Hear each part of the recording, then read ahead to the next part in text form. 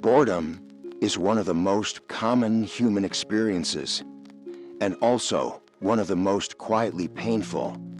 It doesn't feel like sharp pain or loud anger. It doesn't explode or scream, but it dulls your sense of being alive. Boredom is like a layer of dust settling over everything, not hurting you directly, but slowly stripping meaning away from the everyday. The question isn't why we get bored, but why boredom feels so unbearable. Why does having nothing to do so often come with a sense of restlessness, guilt, even shame? Why does it feel like proof that something has gone wrong in your life, or worse, that you're not an interesting person? And more importantly, could boredom actually be trying to tell you something? And today, we're going to explore the hidden nature of boredom, this seemingly simple feeling that, in truth, touches on the very heart of human existence. Boredom is not the enemy. It's a signal contrary to what we're taught. Boredom isn't always a flaw in the system. It's not necessarily a personal failure. Sometimes it's just a signal, a quiet expression that something inside you is out of balance. So the first question is, what is boredom really pointing at when you're bored? Your mind isn't empty.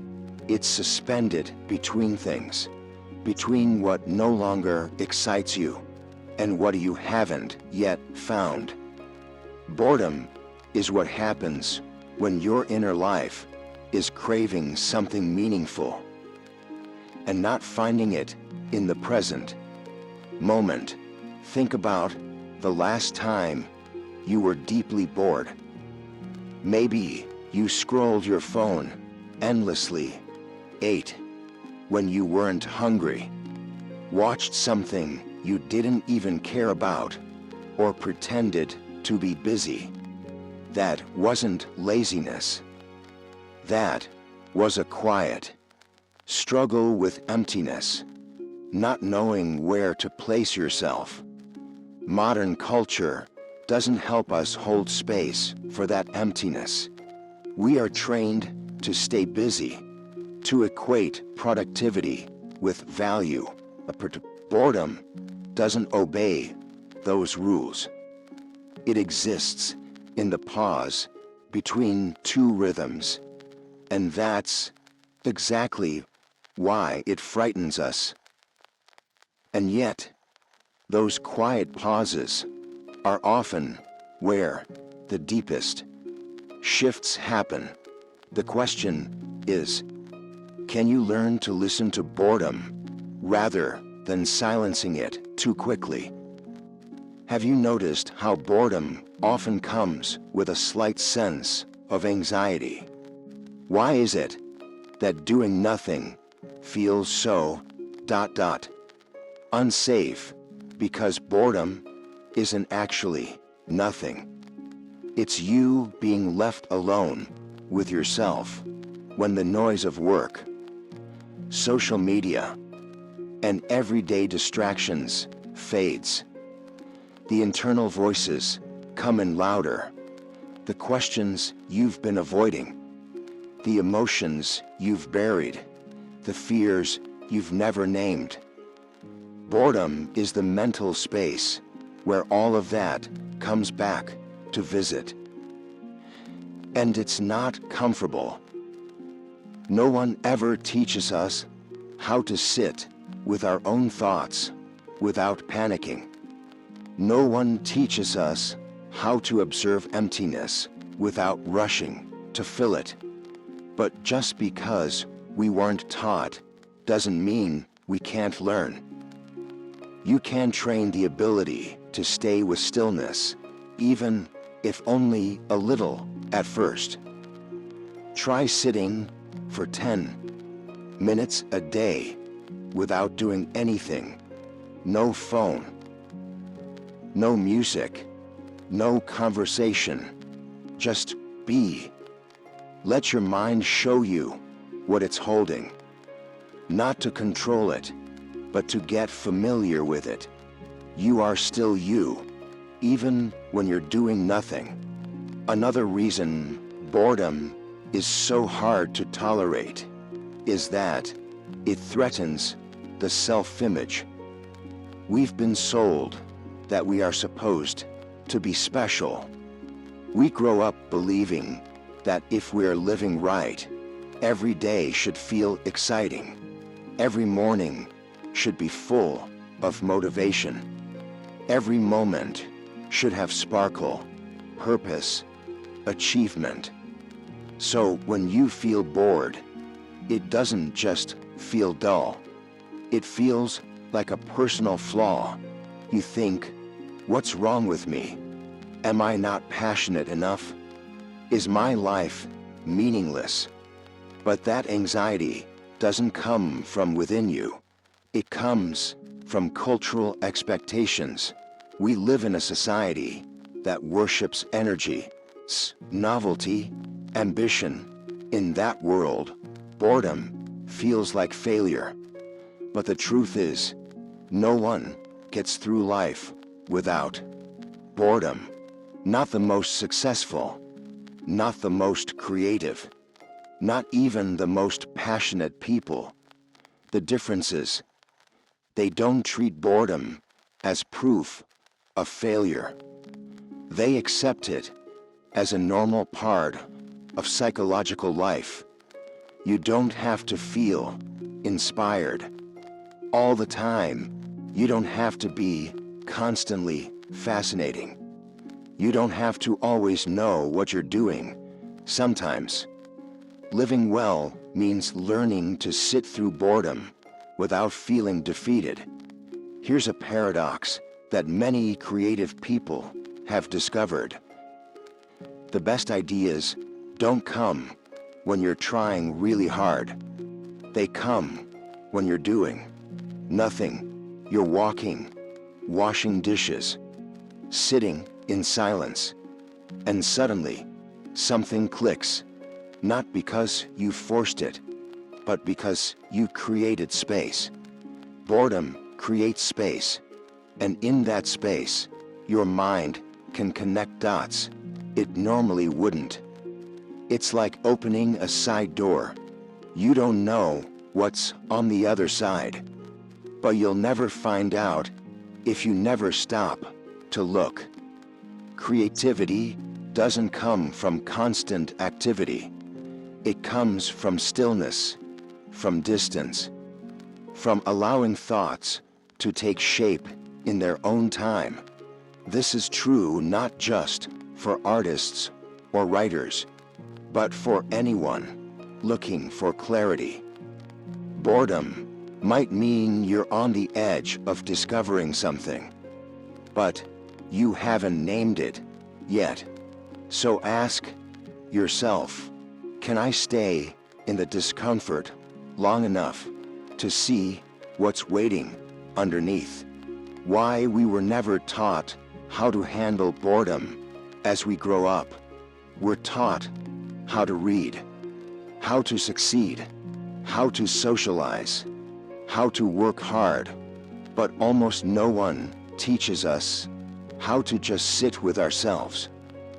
No one tells you that there will be entire days where nothing excites you, that there will be phases in life where you feel lost, unmotivated, unanchored, and that everything around you pushes a very different message.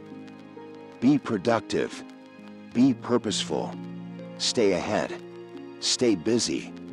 In that world, boredom has no role. It looks like weakness.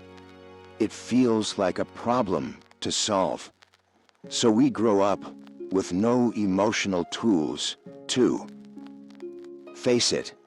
We avoid it, not because we're weak, but because we were never given another option.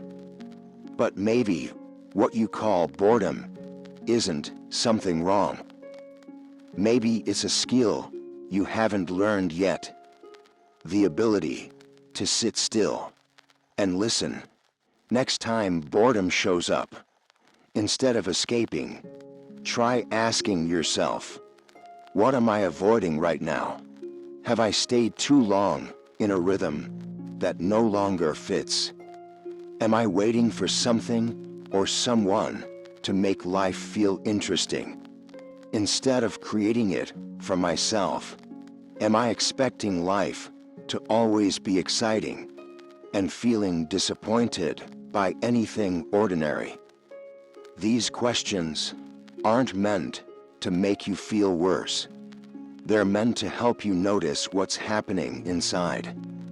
Boredom, if you listen to it, becomes a kind of map.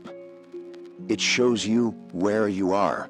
It points out what you've lost, things that once gave you meaning, but have faded in the rush of everyday life. Part of why boredom feels unbearable is that you don't allow yourself to stop. Stopping feels like falling behind, like being lazy, like being less than. But slowing down doesn't mean giving up. It just means giving yourself time to think, to not react immediately, to stop moving forward just because the world demands it. You have the right to pause without apologizing. Inner life takes time. You can't rush clarity or force meaning. Boredom is your mind's quiet way of saying, I'm overwhelmed by unnatural expectations. I want to come home to a pace that actually fits me. Most people don't realize this deep joy isn't something you can force. You can't manufacture it with more noise, more stuff, or more stimulation. Real joy comes from alignment, when your inner life matches what you're doing. And boredom, when you stop numbing it, is the pathway back to that alignment. You don't need a packed schedule to feel alive. Sometimes you just need an aimless afternoon, a quiet cup of tea, an old song that stirs something inside, and most of all, a mind that is still enough to feel those things. If you can't tolerate boredom, you'll also struggle to feel joy, because both require the same skill: being with yourself without panic. You don't need to feel amazing all the time, but you can learn to see boredom not as something to run from, but as something that carries you deeper into life. Boredom isn't always negative. Sometimes it's the first sign that you're waking up, when the things that used to excite you start to feel empty. It might be because you've changed. The old rhythm no longer fits, and your mind, wisely, instinctively, refuses to keep repeating something that no longer nourishes you. We often call that feeling a crisis, but maybe it's just growth. You're no longer satisfied with what's shallow. You're starting to want something deeper, more truthful, more lasting. That's not a loss. It's a transition. Boredom, seen in this light, is not a bug. It's a message, a quiet invitation to step out of old habits, shed what no longer serves, and begin again in a way that's more honest. So how do you endure boredom? Not by fighting it, not by running from it, but by understanding it, watching it, staying with it long enough to see what's really there. Boredom is not a personal failure. It doesn't mean you've lost your way, just part of being human, like a quiet winter before the next spring. And once you do, you're no longer the person trying to escape the silence. You become someone who can sit with it and find, somewhere inside it, a new beginning. If this reflection gave you something, even a small insight, a fresh angle, or just a moment of calm, I hope you'll consider liking, sharing, or subscribing to support this space. We live in a noisy world, and if some part of you is looking for honest, quiet thinking, I hope this can be a place where you feel less alone. See you in the next video.